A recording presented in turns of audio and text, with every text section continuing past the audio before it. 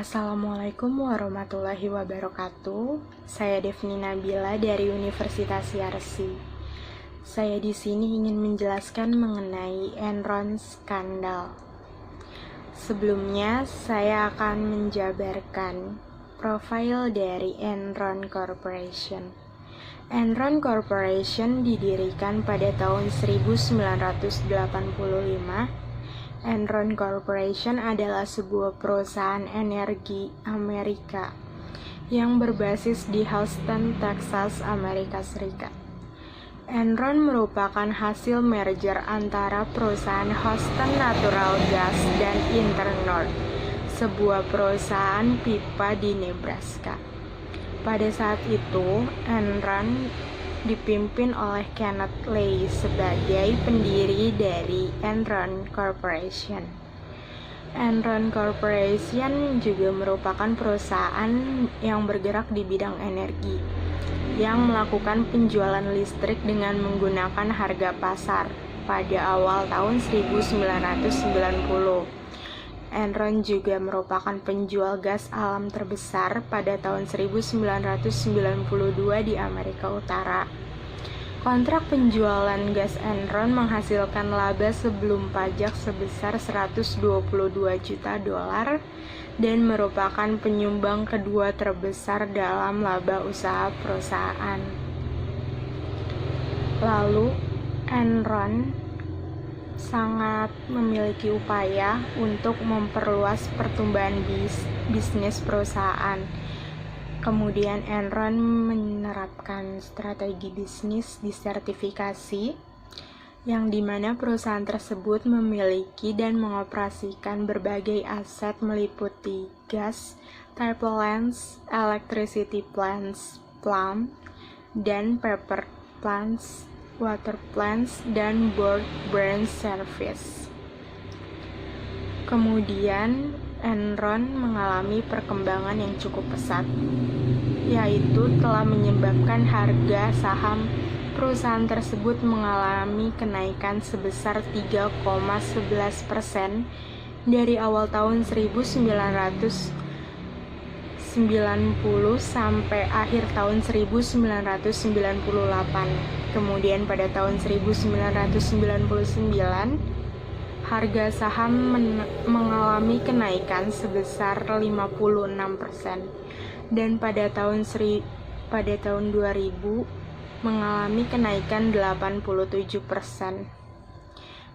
Kemudian harga saham per lembarnya adalah 83,13 dolar dari hasil survei majalah Fortune tentang Most Admired Company. Kemudian Enron dinobatkan sebagai the most innovative company di Amerika. Nah, sekarang kita langsung aja ke pokok permasalahannya, yaitu mengenai skandal akuntansi di Enron Corporation. Selama proses merger antara Houston Natural Gas dan Internord, Enron Corporation mempunyai utang yang cukup besar. Pada tahun 1987, Enron memiliki utang sampai dengan 75% dari nilai pasar saham. Untuk mengatasi utang tersebut, Kenneth Lay berkonsultasi pada McKinsey & Co. McKinsey pada saat itu menugaskan konsultannya, yaitu Jeffrey Skilling. Kemudian pada tahun 1989, Kenneth Lay memperkerjakan Jeffrey Skilling untuk menjadi kepala Departemen Keuangan di Enron. Kemudian Enron memiliki ide inovatif dengan memediasi antara pembeli dan penjual yang diharapkan dapat mengurangi resiko. Kemudian Enron menawarkan kontrak kepada penjual untuk membeli minyak mereka dengan harga tetap dalam beberapa tahun dan kontrak pada pembeli dengan harga minyak yang sama, ditambah dengan nilai keuntungan untuk Enron. Kemudian Jeffrey Skilling memutuskan untuk mengaplikasikan ide perdagangan Enron ke komoditi lainnya. Awalnya Enron mengalami permasalahan karena untuk memasuki banyak pasar perdagangan memerlukan sejumlah uang untuk membiayai infrastruktur, transportasi, gudang, dan pengiriman komoditi. Jadi, jika Enron mengambil sejumlah utang yang bisa kemungkinan akan membuat pembeli atau penjual menjadi ragu untuk bekerja sama, tingginya hutang juga dapat mengakibatkan penurunan investasi dan memicu bank menarik dananya untuk mengatasi permasalahan. Enron mencoba mencari dana pinjaman tanpa melaporkannya dalam laporan keuangan.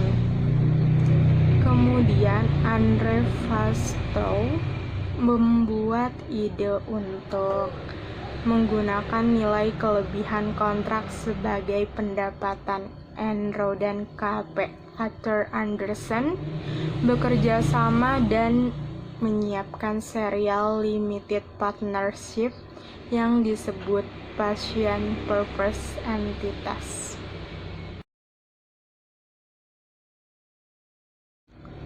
Selanjutnya adalah keterlibatan antara KP Arthur Andersen.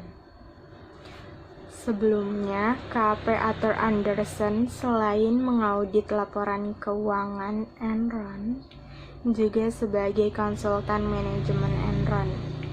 Ketika Andre Fastow membuat ide untuk menggunakan nilai kelebihan kontrak sebagai pendapatan, KP Arthur Andersen bekerja sama dan menyiapkan serial limited partnership yang disebut Special Purpose Entitas. Entitas untuk tujuan khusus ini kemudian mengajukan sejumlah besar hutang dengan saham Enron sebagai penjaminnya. Uang yang dipinjam ini kemudian diakui sebagai nilai lebih kontrak dan dicatat sebagai uang pendapatan penjualan, meskipun sebenarnya adalah hutang. Entitas ini juga mengambil ahli sejumlah besar utang Enron. Para pemegang saham percaya bahwa Enron tidak mengalami lonjakan hutang karena hal ini tidak dilaporkan kepada publik. Mereka percaya bahwa Enron menghasilkan lagi yang baik dan mengalami peningkatan tiap tahunnya. Hal ini juga dikuat dengan pernyataan KP Arthur Andersen bahwa laporan Enron adalah akurat.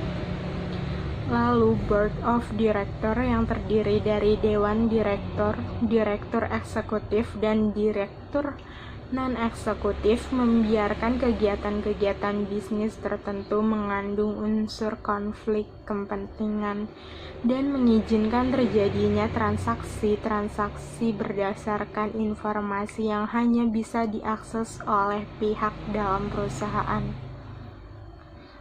termasuk praktek akuntansi dan bisnis tidak sehat sebelum hal tersebut terungkap kepada publik. Melakukan markup untuk pendapatan dan menyembunyikan utangnya senilai itu tentu tidak bisa dilakukan oleh sembarang orang. Diperlukan keahlian akrobatik yang tinggi dari para profesional yang atau disewa oleh Enron untuk menyulap angka-angka.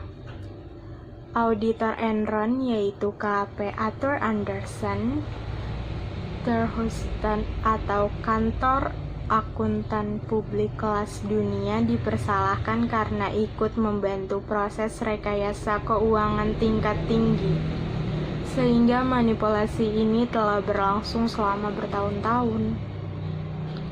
Kemudian pada awal tahun 2001, partner KP Arthur Andersen melakukan evaluasi terhadap kemungkinan mempertahankan atau melepaskan Enron sebagai klien perusahaan. Mengingat resiko yang sangat tinggi yang berkaitan dengan partner akuntansi dan bisnis Enron, dari hasil evaluasi diputuskan untuk tetap mempertahankan Enron sebagai klien KAP Anderson. Salah seorang eksekutif Enron, yaitu Sharon Watkins, dilaporkan telah mempertanyakan praktek accounting perusahaan yang dinilai tidak sehat dan mengungkapkan kekhawatiran berkaitan dengan hal tersebut kepada CEO dan partner KAP Arthur Andersen pada pertengahan tahun 2000. Kemudian CEO Enron menegaskan kepada penasehat hukum untuk melakukan investigasi kepada hukumnya karena kekhawatirannya, dan dia juga tidak memperkenankan untuk mempertanyakan pertimbangan yang melatar belakangi akuntansi yang dipersoalkan. Hasil investigasi dari penasehat hukum tersebut menyimpulkan bahwa tidak ada hal-hal yang serius yang perlu diperhatikan. Sehingga pada tanggal 16 Oktober 2001, Enron menerbitkan laporan keuangan triwulan ketiga. Dalam laporan itu disebutkan bahwa laba bersih Enron telah meningkat menjadi $393 juta, naik $100 juta dibanding periode sebelumnya. CEO Enron, yaitu Kenneth Lay, menyebutkan bahwa Enron secara berkesinambungan memberikan prospek yang sangat baik. Ia juga tidak menjelaskan secara rinci tentang pembebanan biaya akuntansi khusus atau expense sebesar $1 miliar yang sesungguhnya menyebabkan hasil aktual pada periode tersebut menjadi rugi $644 juta. Kemudian, para analis dan reporter mencari lebih jauh mengenai beban $1 miliar tersebut, dan ternyata berasal dari transaksi yang dilakukan oleh perusahaan-perusahaan yang didirikan oleh CFO Enron. Pada tanggal 2 Desember 2001, Enron mendaftarkan kebangkrutannya ke pengadilan dengan memecat 5.000 pegawai. Pada saat itu terungkap bahwa terdapat hutang perusahaan yang tidak dilaporkan senilai lebih dari $1 miliar. Dengan pengungkapan ini, nilai investasi dan laba yang ditahan berkurang dalam jumlah yang sama. Enron dan KAP Arthur Andersen dituduh telah melakukan kriminal karena telah melakukan penghancuran dokumen atas kebangkrutan tersebut, sehingga terjadinya penghambatan karena semua bukti telah hancur. Hingga akhir dari kasus KAP Arthur Andersen dan Enron pada tanggal 2 Desember 2001, Enron mendaftarkan kebangkrutan perusahaan kepada pengadilan yang memecat 5.000 pegawai. KAP Andersen diberhentikan sebagai auditor Enron pada pertengahan Juni 2002, sementara KAP Andersen menyatakan bahwa penugasan audit oleh Enron telah berakhir pada saat Enron mengajukan proses kebangkrutan. 2001, 2 Desember, CEO Enron Kenneth Lay mengundurkan diri pada tanggal 2 Januari 2002. Akan tetapi masih dipertahankan posisinya di Dewan Direksi perusahaan.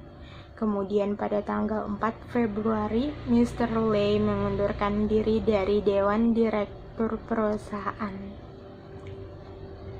Pada tanggal 28 Februari 2002, KAP Andersen menawarkan ganti rugi sejumlah $750 juta untuk menyelesaikan berbagai gugatan hukum yang diajukan kepada KP Anderson.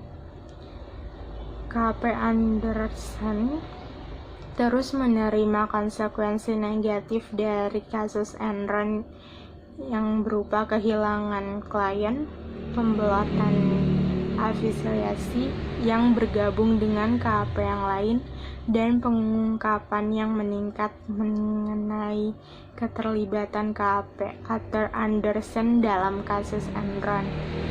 Pada tanggal 14 Maret 2002, Departemen Kehakiman Amerika memvonis KP Anderson bersalah atas tuduhan penghambatan proses peradilan karena telah menghancurkan dokumen-dokumen yang sedang diselidiki.